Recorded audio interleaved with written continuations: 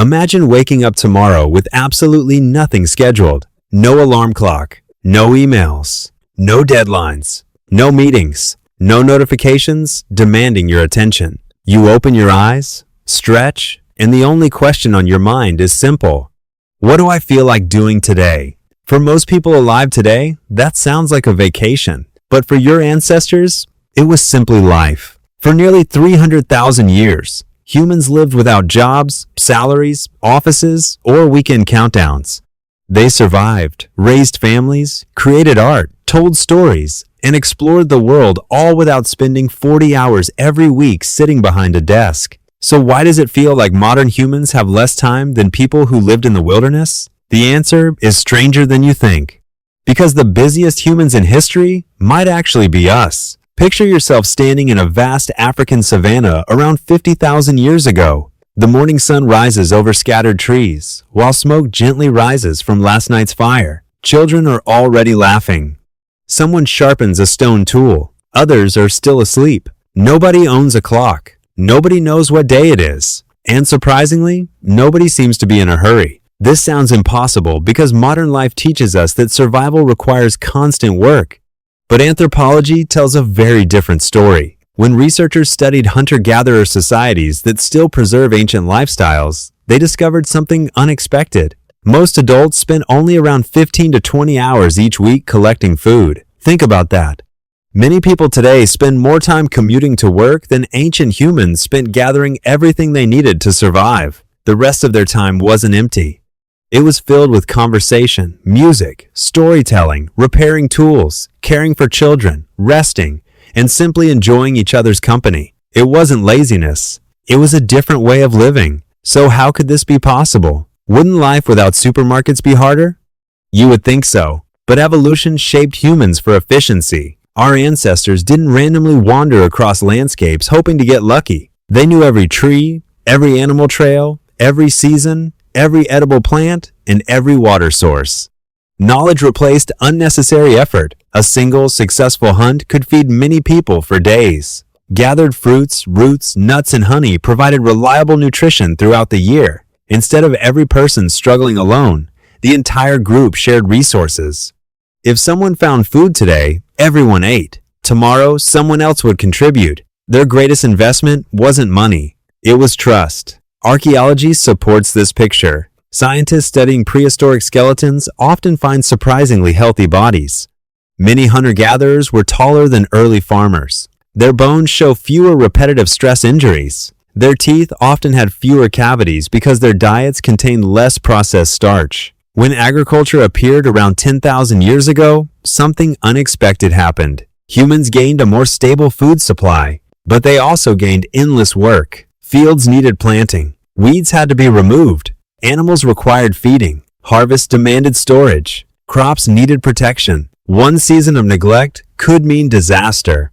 For the first time, human survival depended on strict schedules. Nature's calendar became everyone's boss. Ironically, the invention that created civilization also created much of human labor. Now imagine spending an afternoon in an ancient camp. Nobody is rushing anywhere. One person carves decorative patterns into bone. Another weaves plant fibers into baskets. Children chase each other through the grass. An older woman tells stories to younger listeners. Nearby, someone quietly paints symbols onto a cave wall. None of these activities produce money. None increase productivity. Yet every one of them strengthens culture. This is something archaeologists continue to discover around the world. 30,000-year-old cave paintings.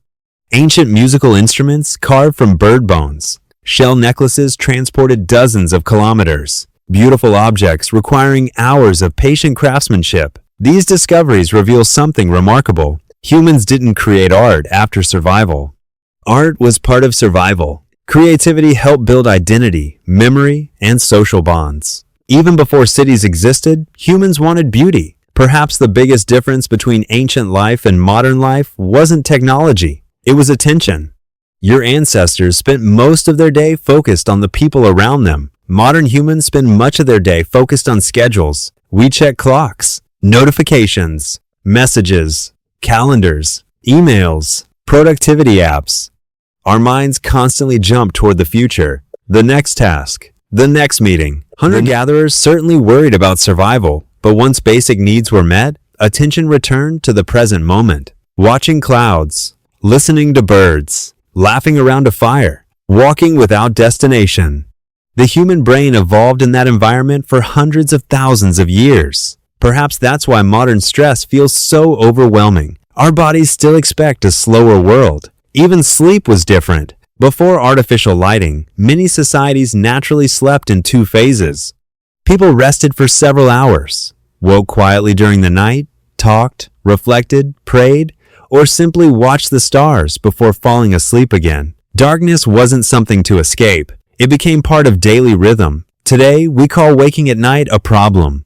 For many ancient humans, it may have been perfectly normal. Little by little, civilization reshaped nearly every biological habit our ancestors once followed. Of course, ancient life was not paradise. There were predators, injuries, disease, harsh weather, food shortages. Life expectancy was lower. Losing a family member was tragically common. No one should romanticize the past. Yet one truth remains difficult to ignore. Many ancient humans possess something modern society desperately chases. Time. Time to talk. Time to rest. Time to think. Time to create. Time to simply exist without feeling guilty. Maybe this is why so many people dream about escaping to forests, mountains, or quiet villages. Maybe our fascination with camping, hiking, and simple living isn't nostalgia. Maybe it's memory. Deep inside your brain exists an operating system shaped by hundreds of thousands of years spent around fires instead of fluorescent lights. Your ancestors didn't spend life wondering if they were successful enough. They measured wealth differently. Strong friendships, healthy children, good stories, shared meals, beautiful sunsets. Perhaps they understood something we've slowly forgotten. That a meaningful life is not necessarily the busiest one. And maybe the greatest luxury humans ever lost wasn't comfort. It was having enough time to watch the sun go down without feeling like they should be somewhere else.